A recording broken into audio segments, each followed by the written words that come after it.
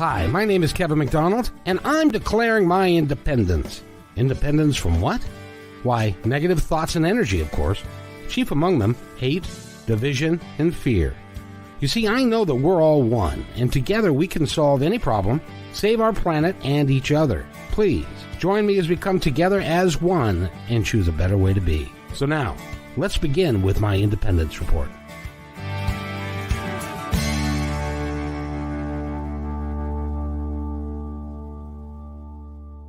And welcome, everybody, to another episode of my Independence Report. This is going to be a fun one, I do believe.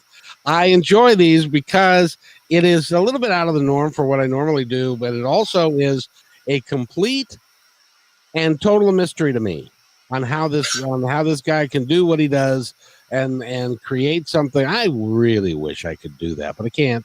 So I have to take what these folks do and to try and add to them and use him a little bit, because he is a composer and a songwriter, and he's doing themes for movies and for multimedia and theater and all sorts of things. His name is, and I'm going to screw up your last name, so just be prepared, because I do that anyway. Marc W. Chiasson. Is that close enough? That's close enough, Kevin. That's perfect.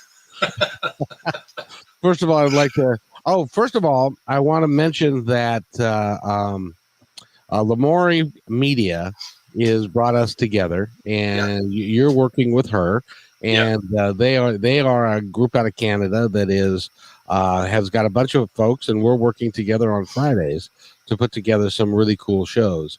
And we've done some. We're going to do a bunch more, and this is one of those.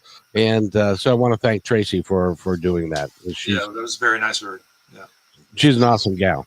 And yes, so Marc, tell us about yourself a little bit.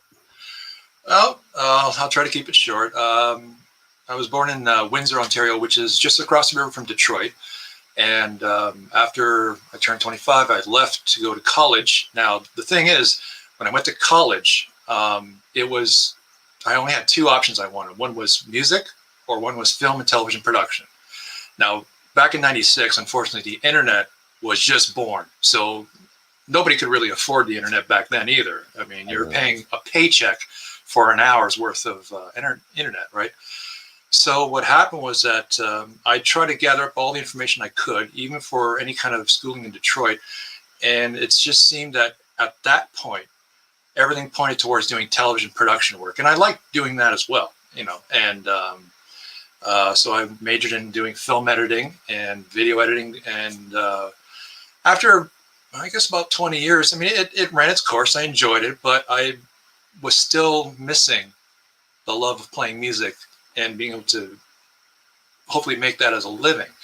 And it was kind of difficult at that time to get into that. And not to mention, back then, nobody could really afford the equipment as opposed to today. Nowadays it's all basically on a computer. Back 20 years ago, they were just starting. Sorry about that. I just got an interruption there. I was just... was that Mr. Spielberg? I wish it was.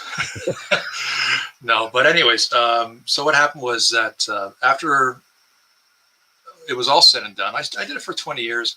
Then after that, I decided it was just best to see if I could try to move over to doing music. So in the process, for the last 6 years being in post-production work, I started doing music work for some of the clients, because some of the clients would go through, back then they used to have catalogs of CDs of every type of genre of music and whatnot, Yep. And what happened was some of the producers were getting very upset at that and annoyed that they couldn't find anything to match their film or anything. So what happened was I just looked at my boss and said, do you mind if I go to the studio down the street there, maybe try to put something together for them? And the producer said, sure, no problem, let's see. So I'd spend maybe about 3 hours there. They went for lunch or coffee, whatever, and then came back. And I was able to fit something to their whatever kind of vision they had, whether it was a commercial or some infomercial stuff or whatever, but at least I was able to take something and make it theirs, as opposed to just going through a library of music, and the guy could have spent 6 hours just looking and trying to find something to match, and he, someone spent 2 hours, an hour, and they just got frustrated. So I said, look, how about if I do it for them? So I did it about 4 or 5 times, but the one big mistake is that I didn't save them. I didn't save a copy for myself back then. Oh, and I should have. That was something I've learned now. Is like anything you do, try to make a copy somewhere, put it somewhere. And I regret it to this day. After about 5, 6, 7 years now, I'm thinking, and they were some really good stuff, and oh, sure. you don't think about it at the time, because you're not thinking you're going to be leaving this to pursue a different type of career, and then all of a sudden, oops, wish I had something. So now I'm starting basically right from the bottom and working my way up to do bits and pieces for people, so it's just building more now. I've done some work for independent people, and I'm still waiting for them to finish it. So we don't know how long that's going to take for them, but at least I did what they asked, and that's the main thing. They got what they wanted, and that's to me, that's my satisfaction. I'll tell you, the last 20 years has been, 25 years, has been really a cataclysmic change in the music industry, right, as a whole, and as far as production as a medium, because right. Because you're right, there was a time when it was thousands and thousands of dollars to get the mixers and the right equipment and have all of that done, and not to mention the fact that in someone like your case, you have to have the talent. You see all those instruments that are sitting behind you. You have to have the talent to be able to play them, put them together in a sensical way that makes sense. And it's and the same thing holds true with what I'm doing now with this podcast. Is it's hard to okay. 20 years ago, there was a period of time when you could use copyrighted material and nobody would know. Yeah. And nobody was getting paid for it and stuff. And you could use that if you, but now they've tightened the screws down to where if it's copyrighted material and a podcast is using it without permission or payment, you can get into a whole world of trouble. Definitely, and yes. So you don't want to do that anymore. So with the number of podcasts that are out there that are looking for music that is either copyrighted to them that they pay for, or one that's just out on the internet, and it's hard to find stuff just out on the internet. Because everybody, and rightfully so, what you do is it deserves to get paid for. Well, yeah, I mean, you put the hard work into it and whatnot. It just makes sense that the person should get something out of it. It's not like they just pushed one button and collected all the sound bits and bytes and whatnot to the software or whatever, and they just push a button, there's the music. A lot of people like me love to do it, one at a time, make it sound exactly the way they want it. And well, yeah, I mean, it's nice to get paid for it, and not just for someone just to steal it and use it for their own and not give it at least any credit. Right. And that happens all the time. It does, yes. Nowadays, definitely. It's happening. It's happening less. At least people like the podcast platforms and those guys are very, very careful, and YouTube as well. Yeah, is very careful about using copyrighted material. So that's good. Yeah. I was for a time I was using other people's music, like covering them. And what I was doing, experimenting, I'm going to be doing something a little far more elaborate very soon, but I was cutting together, using what I learned in school, might as well, right? I was cutting together me on every instrument from whatever camera I was using. So I'd cut from one to the other, sometimes do a multi-screen. So you see two of me going off at drums and guitar on one side, whatever. But I stopped doing that because I thought, I feel like I'm ripping off what's already been done. I want to do something that's original and something that's, I guess, where people can see me doing everything at once, and it's my original type of material. And that I think is something more important. It's satisfying when it's your own. I mean, it's okay to cover other people's stuff. I'm not saying there's anything wrong with it. It's just for me, I want to show what I can do and what I can do for people, whether they want something that's rock or jazz or anything now. And symphony, well, I wish I could learn all the instruments for symphony. I honestly do, Kev. But I don't think that's ever going to happen. I don't know that John Williams can play every instrument that he's got in the orchestra. Yeah. He just knows how to make them all sound really good with the music that he does. So could you see yourself being there where you're doing the score for a major motion picture? I could. The thing is, for me, I don't really write it out like a regular composer does, all on sheets and whatnot. The way I've always liked it was, well, if it's possible, it's like, they say they have the film cut together already, and then they want the music to be added. So I just have them give me a copy of it. So then they say, okay, here it is. I asked them if they could just tell me, okay, at this time, we want this, we want that, we want that. And if they want me to throw in any of my own ideas, then fine. Or if I feel that there's a scene where it's like, oh, okay, how about if we add something there? I have no hesitation in doing a full feature-length film. My favorite genre is anything that's, I guess,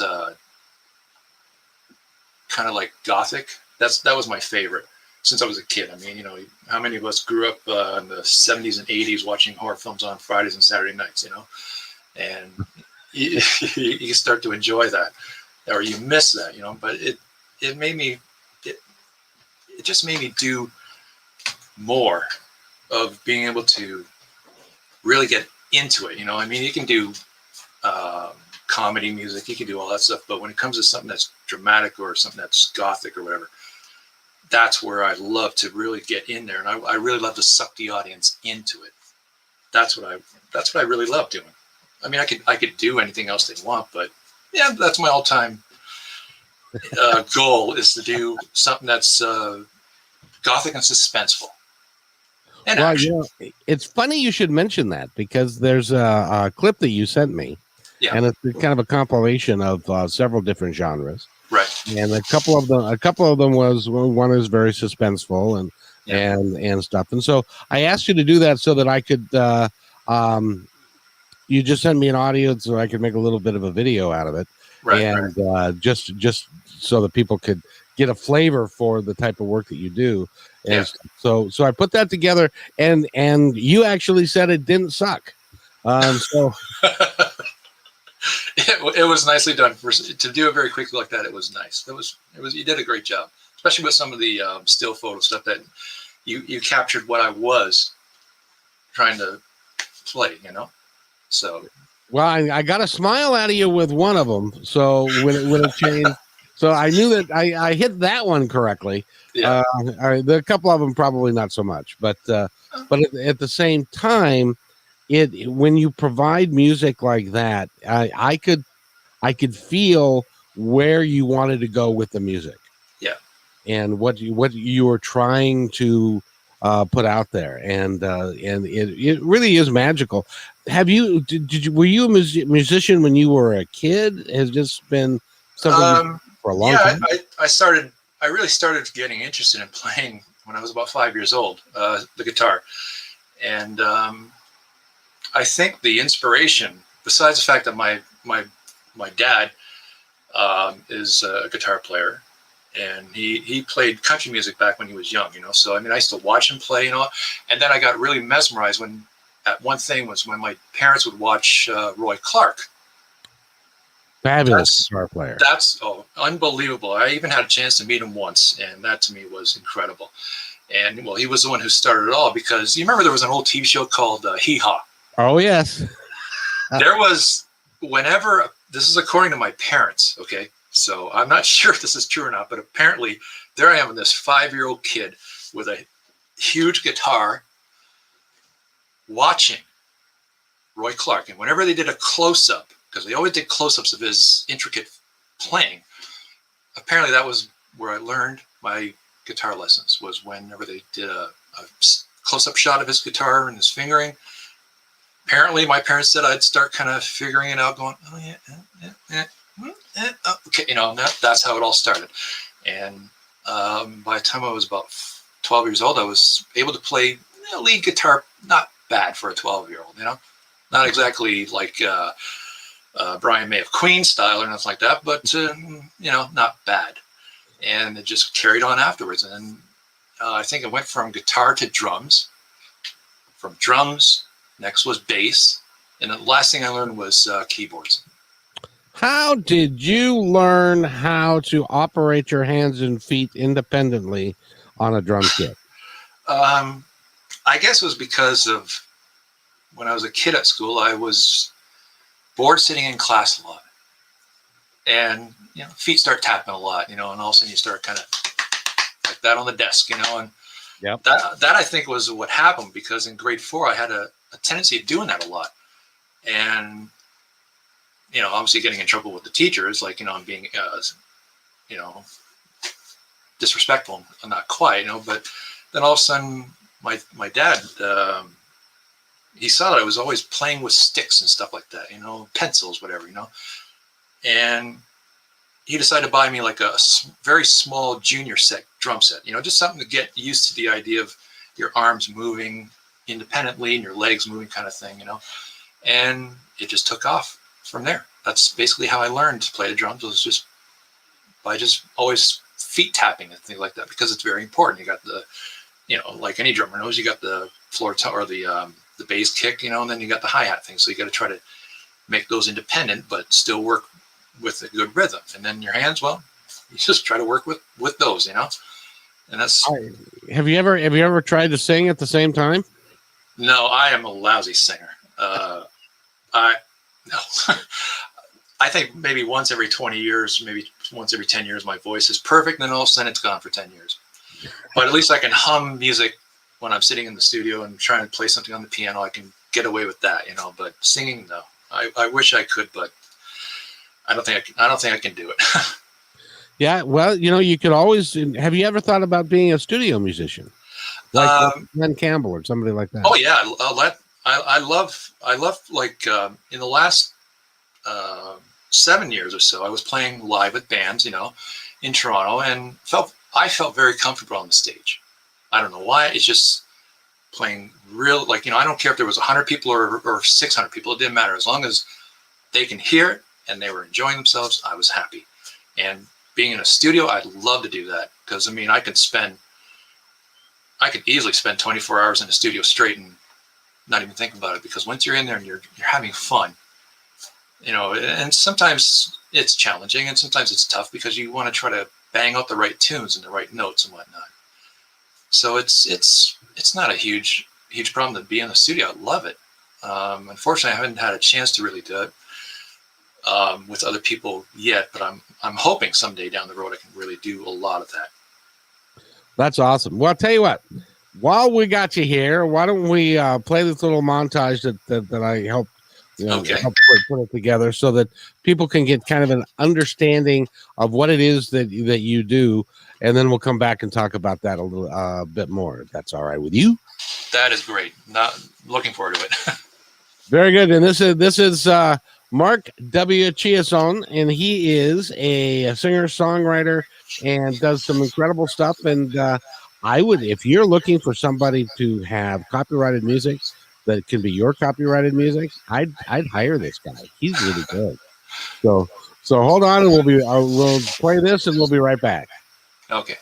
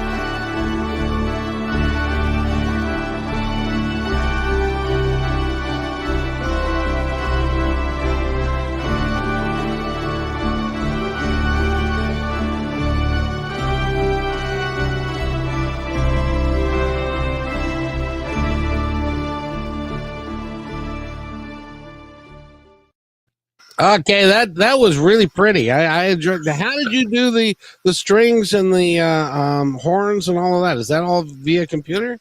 Well, it was actually done all live. It was multi-track. I think some of the ones you played, I think I played about 20 to 30 instruments and just overlapped each one. And what I do for me, which is easy, is that whatever I'm thinking about or whatever, I play a ghost track, which is like, like a piano here kind of thing, just doing it in time, whatever, in 4/4, whatever, and whatever beats per minute. And if I like what I'm playing, then I say, okay, let's start adding maybe like some horns here, and then maybe an oboe here, and then the bass, like, just piling all the flutes and everything together, and then trying to kind of like just make it, like it has its pits and hills and valleys kind of thing, so it's got to build up and it comes back down kind of thing. And I just basically do a track like that on here or on this one, whatever, or the one back there. And if it sounds good, then I work with it. And then after about maybe 10 hours, I have like a nice little 6-minute piece that I like. And that's the way I do it. Just like one track at a time, multi-layer it. And if it really sounds good, keep it. If not, just keep, plugging away at it until it really sounds good. So you can play the oboe and some other. No, unfortunately, it's on this thing. The oboe, and like I said, I wish I could play all the instruments, but it would take me about 100 years to learn all of them. Yeah, well, but what you're doing is I think it's the creativity that it takes and to make it your own and to make it work. It sounds like a hell of a lot of fun. It is. I think it is. Yeah, it's enjoyable to do that. Where do you see yourself going? What's the plan, sir?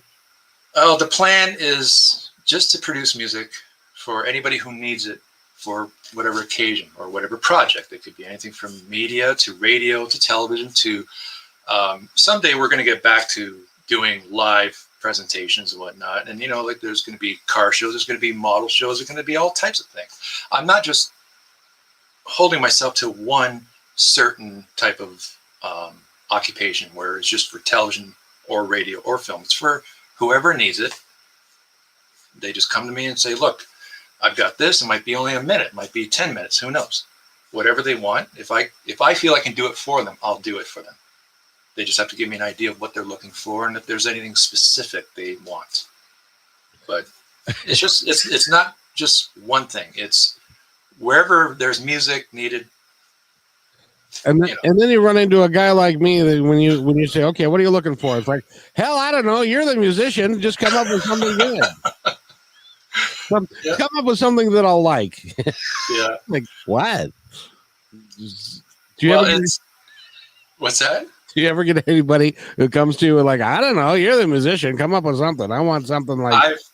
Well, like I said, I haven't had a lot of that yet. I'm really hoping a lot of people do come up to me down the road and say, look, I don't know what I want. Can you give me ideas? And I'll be like, well, let's see what happens. Let's work together. It's not just, I get my inspirations off of others too. It's not just from me to them, it's them to me. If they have something, they say, well, I got a feeling about this, or I like that.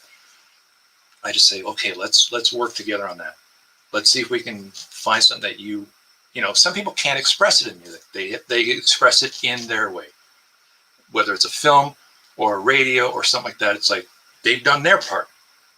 Now it's my turn to try to do the same thing from my aspect, from my music point of view. Yeah, I'm trying to think of what I would if I were to come to you to collaborate with you. I'm trying to think about how I would. Well, let's go down the process just a little bit. Okay. The show's called the Mind Independence Report. Right. The tagline is declaring our independence from hate, division, and fear. Mm-hmm. So it needs to be kind of an upbeat, kind of positive song that I can do almost anything with and interview almost anybody about anything, because it needs to be, kind of broad brush that way. I have no earthly idea what that would even sound like. Right. No, it's like you would say you would send me the intro, because most shows obviously have an intro, Right. and whether you have a voiceover to go with it or not doesn't matter. I look at what you've done, and then I just start looking at the key points, like a certain scene, a certain person's way of the way they look at the camera, kind of thing. If they're smiling and whatnot, you just put all that in to the pot, and then you start adding the flavors. That's basically what my music will be, adding the flavors to just bring it all out. And you don't want anything that sounds scary, gothic, or anything like that. You want something that has a driving force and something that's not in like minor keys. It's all major keys on the keyboard or guitar or whatever. It's got to be upbeat, not sounding depressing. Because the minute you start throwing that in, you kind of screw it up. It's not going to work. Well, although I've been toying with the idea of doing a late night show that features a lot more dark and a lot more things like that. So that's where that would work. That would work. Oh, yeah. Yeah, then I'd have a lot of fun with that. Well, because that would be. But right now I can't find anybody that wants to pay me to do that. So can't find anybody to pay me to do this either. But that's okay. Oh, it's just once you have a piece of footage, whatever there, or whatever the titles or whatever you have, and then I just look at it. And sometimes I could watch it maybe 10 times until I feel okay. I got something here. It might take about an hour or so, but then all of a sudden I start kind of going over this thing and start kind of watching and playing at the same time and thinking, yeah, okay. And once I find a beat, a melody of some kind, then it's almost like I lock into it and say, okay, that's what I need right there. Something that goes with this. Something that's upbeat. It makes you, once you're listening to it, it's like your heart starts pounding. Right. With energy. Because everybody has positive and negative energies. If you hear music that has positive energy, just like with anything, you start feeling those endorphins coming out, those really good feelings, and it makes you really want to, like in your case, they want to watch it. They want to watch the show because, like, hey, this guy really made a nice build up. He really wants our attention. He wants us to see this. So, exactly. Yeah. Exactly. Now, do you write lyrics as well? No, I'm not a lyricist. Can't sing, can't write. No, can't do it. Well, I'd be afraid to see what I'd write. Well, I've mentioned it on this show before. Elton John can't write a lick, but as far as lyrics goes, that's why he has Bernie Taupin. But he's a wonderful songwriter as far as melodies go. Oh yeah, that sort of thing. Yeah, it's like everybody has their field. Everybody's the best at something in that, whether it's in television, film, radio, whatever. If somebody came up to me with lyrics, or say they had a demo, they had a guitar demo or piano demo, and if it was timed perfectly, where one side I have them, the other side I have a click track, so I could just match up the sounds and the beats. And they said, well, can you add around it? Here I am on the guitar or the piano. Can you add stuff around it?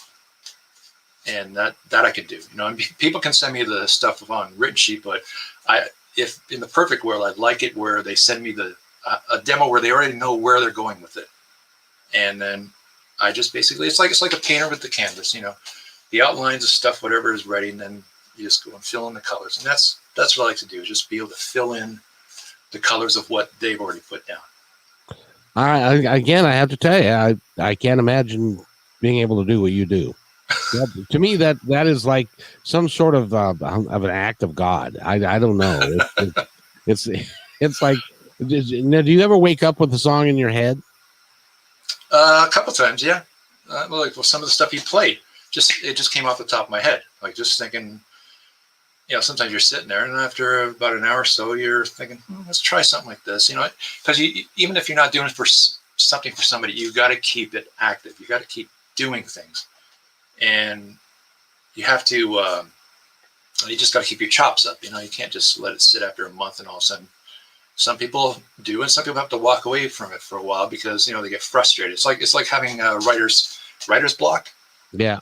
Musicians get musician's block, or composer block, whatever you want to call it. And you don't want to get so frustrated that you just don't want to look at it again. You just walk away for a while. And fortunately for me, there's been a couple times where I woke up after, for some reason, hearing something in my head going, oh, okay, let me just record that for a second, just so I don't forget. Because usually that's what happens. You remember something, you start humming it a lot, but then all of a sudden you get distracted. What was I humming? You can't remember. And then you hate yourself for that day because you can't remember a thing. So yeah. Well, I keep on using the example that, see, I believe in a lot of ways, music and the ability to write music is comes from your intuition, right? And it comes from somewhere else. It comes from the other side in some cases, right. like Paul McCartney woke up with Yesterday already in his head. Yeah. And he thought he went around for a couple of weeks asking people, what is this song? I've heard this song before. Yeah. And it started out being Scrambled Eggs, and then he and John sat down and wrote the lyrics to it. But it was a magical thing, and so that's really is cool as to what you can do. And I really wish that you will do very, very well, so that your name will be right there with John Williams or some other greats. I would love that. I mean, John Williams is a great composer, and I have a couple that inspired me from when I was in my teens to listen to orchestra music, And one of them was Nicholas Rosa. And if you're wondering who he is, he's the one who wrote the soundtrack to films like Ben-Hur, King of Kings. And those were the films when I was a kid, when I watched them, and I was really loving to play music. I got really sucked into the music itself.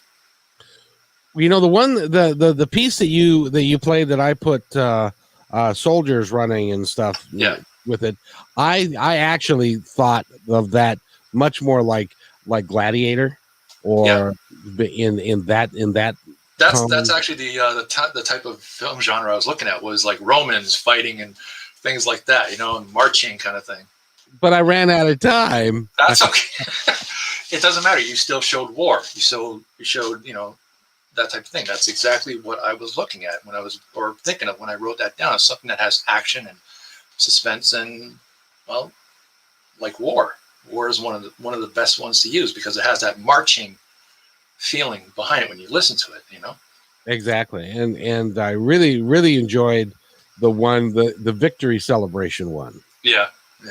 That was cool as well. That was kind of like my little tip of the hat to Nicholas Rosa, because he'd always build until it all, just became joyous. That feeling, that exhilarating feeling. And that's the kind of stuff I love to compose for people if I ever could. You will. It would be great. Tracy will help you, and hopefully somebody will listen to this and go, I have a podcast, and I really want to. I can't find any music that does it justice, and does it the way that I want it to do, and I don't want to worry about using copyrighted material, because I don't know if you know this, but in the United States you can sue anybody for anything. Yeah, that's true. But people, I can understand if you're taking a direct rip off of a song, right? But let's face it, when you really narrow it down, I could write something that no one's ever heard, but maybe 70 years ago, somebody wrote something similar. It's just the way it is. I mean, music you only have so many chords and so many beats in existence. Sooner or later, someone's going to come across like, hey, that kind of reminds me of something that my granddaddy used to play in 1947. It doesn't matter. Well, look at blues. How can you sue blues artists? Blues is all the same, basically. Unless you can cross blues and polka together. There you might have something different. Maybe one day I might try that just for kicks. Just for fun to see if anybody wants to listen to it. And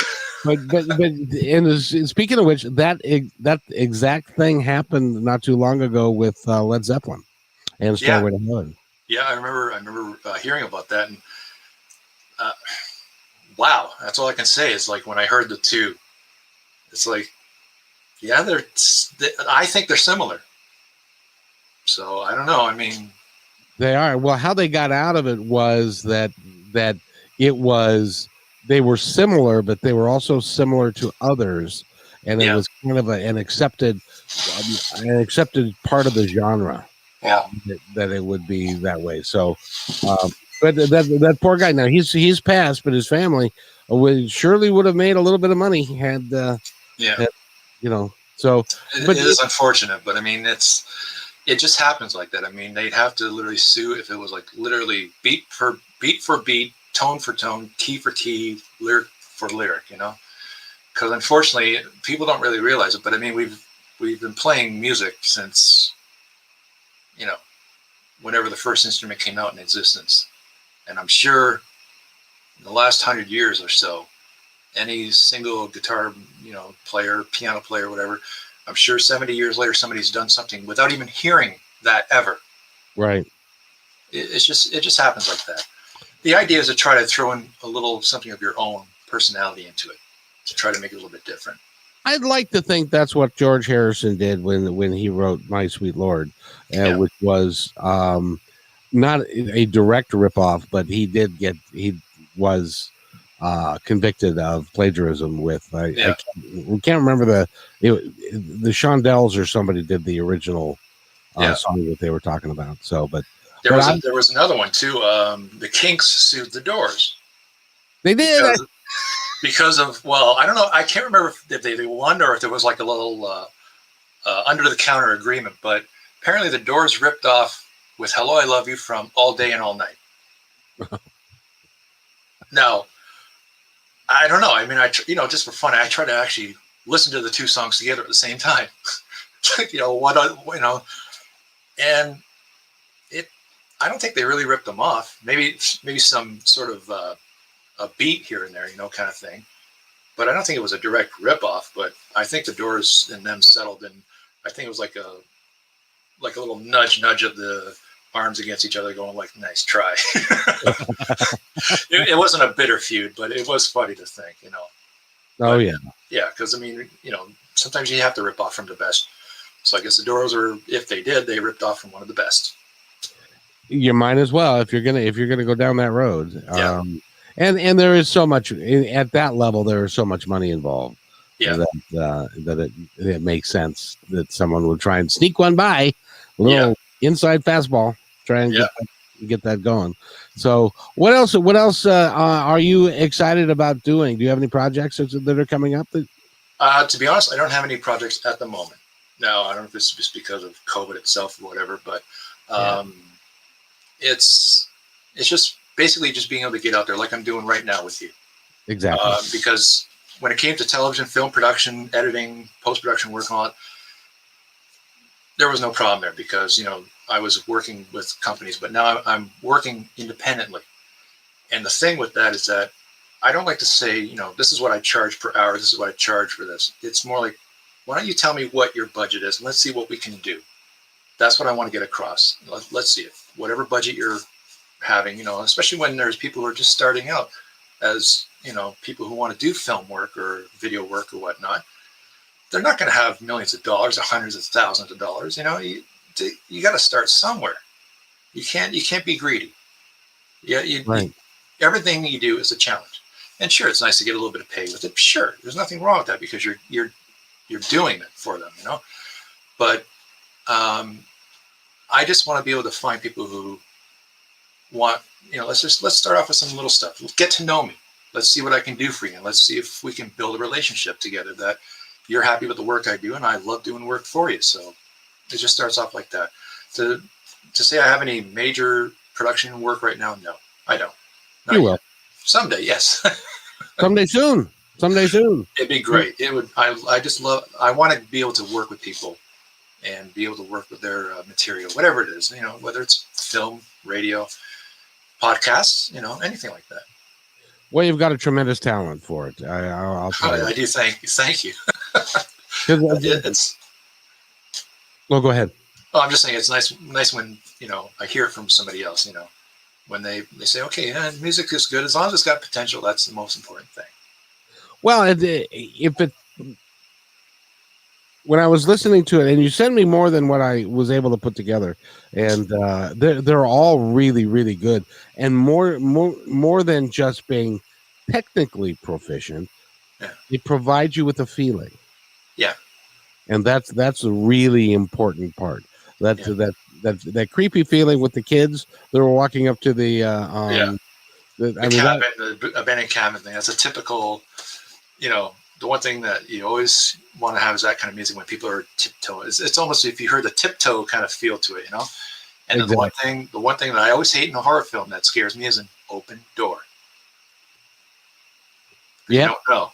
And it's like in every horror film or action film that, there's something scary on the side, everybody always goes through that door.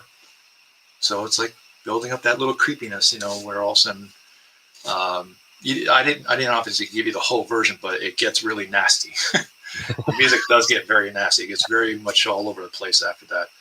And yet you still hear that doop, doop, doop in the background. Yeah. And everything else is up in the air all over.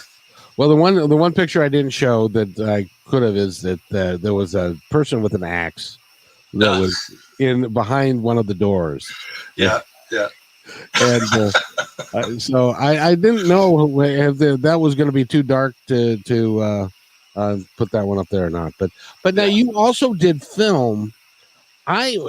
Film escapes me. I don't know how to do and create film and then to edit it and to put it together. How do you do that?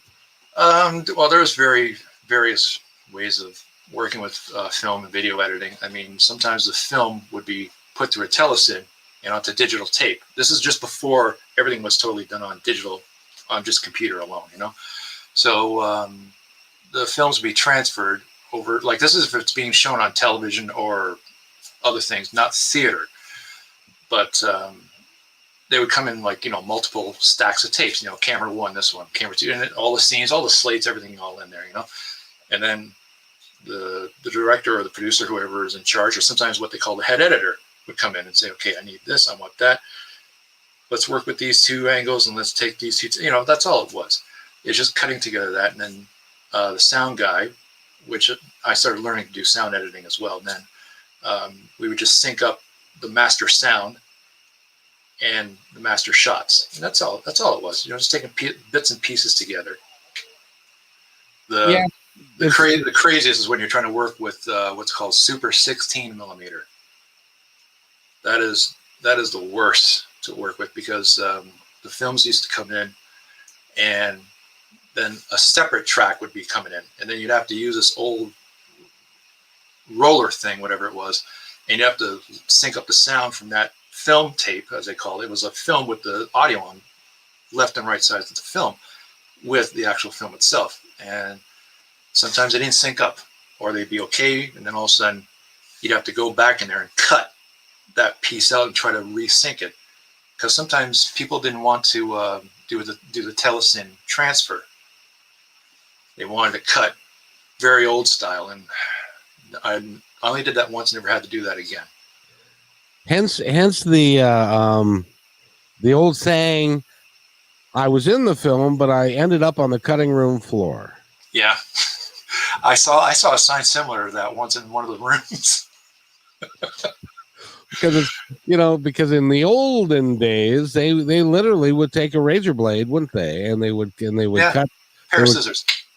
Or just scissors or whatever, and take the pictures out and then put it back together and then tape it back together again. Yeah.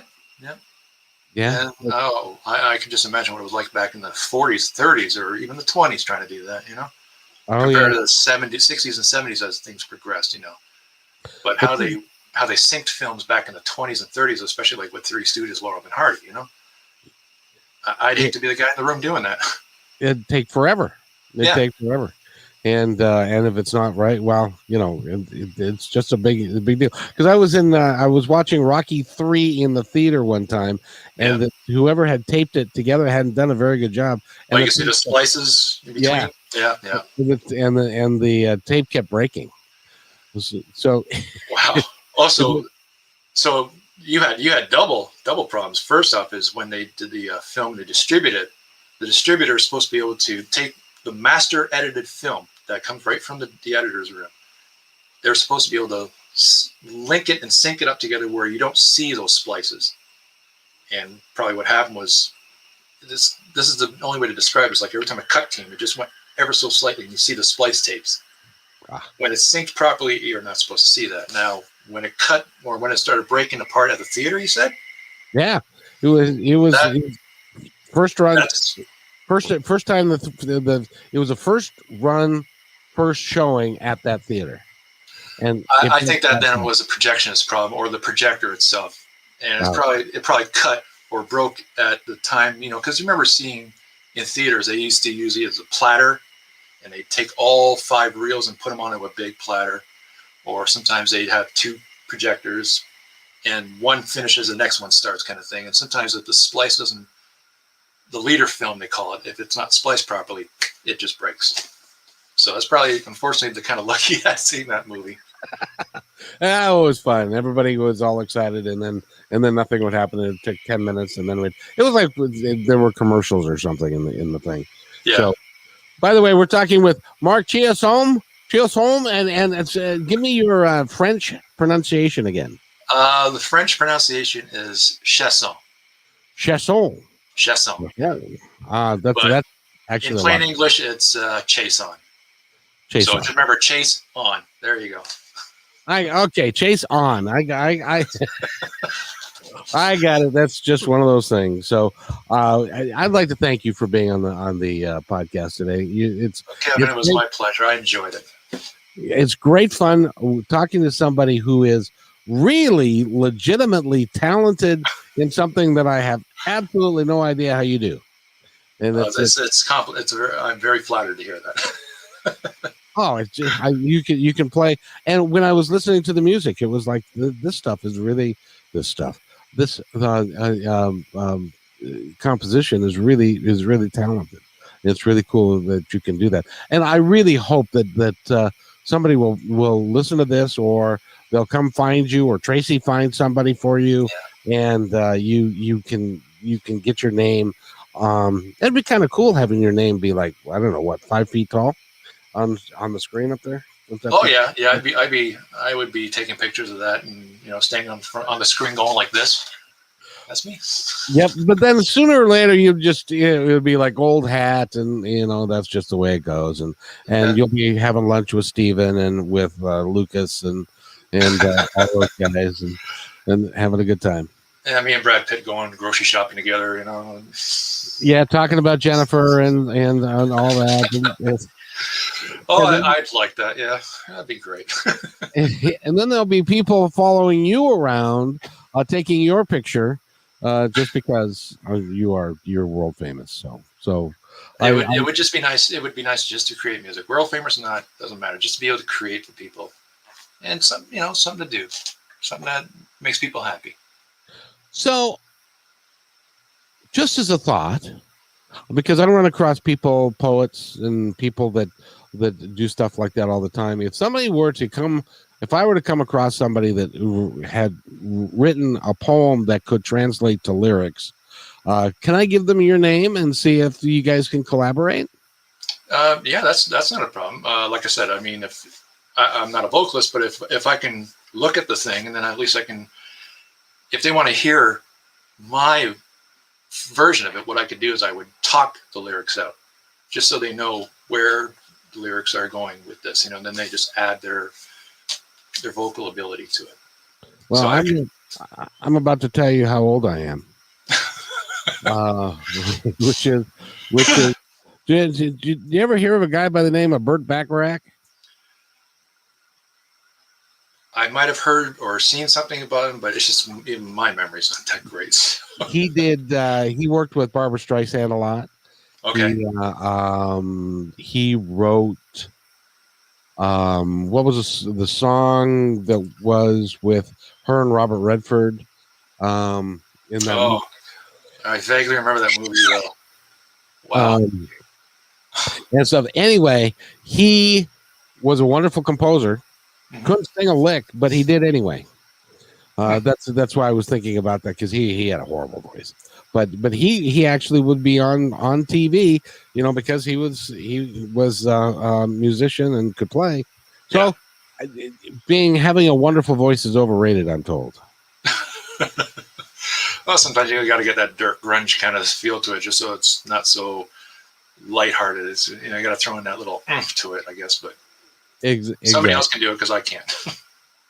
Okay. Well, I appreciate having you here, Mark. It's been fun. Now, at the end of every podcast, I'd like to give you the opportunity to get your soapbox out and to tell our audience anything that you would like them to know. Well, I guess all I'm saying is that I just want to be able to produce music for people who are looking for it, whatever genre, whatever avenue it's coming from, And if you want to give me a shot, I'm more than happy to help you out, and let's see what we can do together. And when people worry about, well, what are you looking at spending? I'm like, well, whatever you can budget for yourself. Everybody has a budget to work with, and that's fine with me. Let's see what we can just do together, and let's see what we can build from that, and see if we can just build, something bigger down the road. Start off small, make it bigger afterwards, And I don't really have too much in the in the sense of social media platforms. I'm very strict with that. I only have a YouTube channel, which only has a few things on it, and that's it. And my LinkedIn account, and that's it. Just to keep it simple. I don't want to be. I can't afford to try to be all over the place. I understand. If somebody wants to get a hold of you, what's the best way? Obviously, if they get a hold of it through you first, whichever, that's fine. And you just pass it on to me. That's no problem. If you want, they can just send me a message through YouTube. And YouTube is the same thing with my name, Marc W. Chiasson. That's it. And I believe if they're on LinkedIn, then they can there will just be Marc Chiasson, and they'll be able to find me there. Do you want to put out your website? Yeah, it's still it's a very humble website. It's not big yet, but it's just marc-w-chiasson.com. Very good. It's just a very simple website. It's just there for people to get in contact with me, and then take it from there. That's all you need, because and then it'll go from there. Marc has been our guest, and what I would like to do, just in case somebody is listening to the back half of this or missed the song at the beginning, I'd like to play that again, so that people can get a feel for what type of work that you do. And then if you wouldn't mind hanging out for that, I'll be right back after that, and then we'll go from there. Okay, no problem. Yeah. All righty. So this is Marc Chiasson. I said that better. That's good.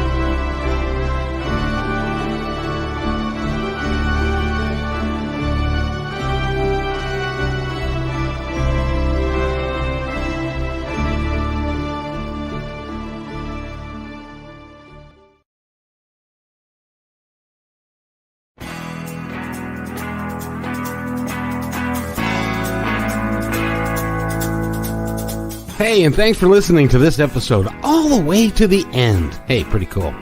Hey, don't forget to follow us so you can receive regular updates and new posts. And remember, take care of each other because each other's all we've got. See you next time on My Independence Report.